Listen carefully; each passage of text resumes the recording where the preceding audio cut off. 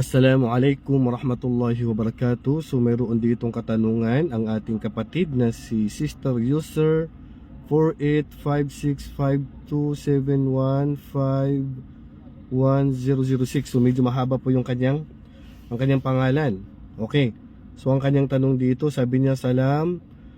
Tanong ko lang po, pag araw ng Jumu'ah, yung mga babaeng magsasala sa bahay, hihintayin pa ba muna matapos magsala ang nagsala sa masjid bago kami magsala? Okay. Unang-una, ang mga kababaihan siyempre ay hindi po kayo naobligahan na magsagawa po ng salatu al-jumu'ah. Ito dagdag, actually yung tanong pwede natin direktahin sagutin, pero dagdagan lang natin para mas lumawak po yung kaalaman nyo. Ang propeta sallallahu alaihi wasallam sinabi niya, al-jumu'atu haqqun wajibun ala kulli muslimin fi jama'atin illa arba'atan.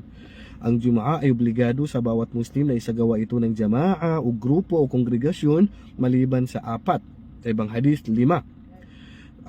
Alipin, hindi obligado sa alipin, hindi obligado ang Jumu'ah sa babae, at hindi obligado ang Jumu'ah sa bata, at hindi rin obligado sa may karamdamang hirap pumunta sa masjid.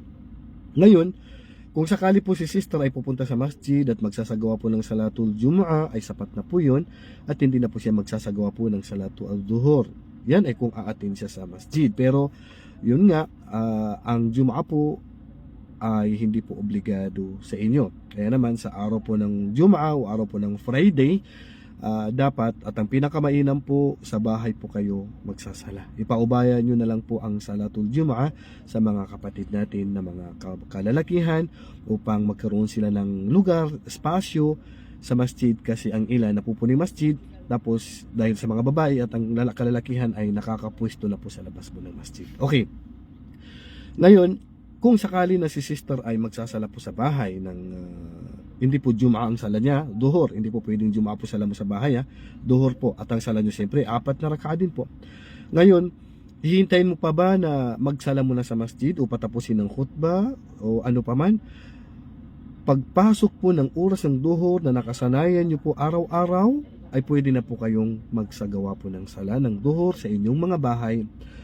Halimbawa pag adan, kasi ang unang adan hindi pa pwede magsala dyan kasi hindi pa naman oras ng Jumu'ah yan, warding pa lang yun. Pangalawang adan, which is kadalasan yan po ay oras po ng duhur. Pag adan po sa unang adan ay pangalawang adan, at yan po ay oras ng duhur, at yan po ay alam ninyo at sigurado kayo na oras na po ng duhur, pwede na po kayong magsagawa po ng duhur sa inyong mga bahay. Okay, siyempre patapusin nyo lang po muna yung adan para makapagdua kayo.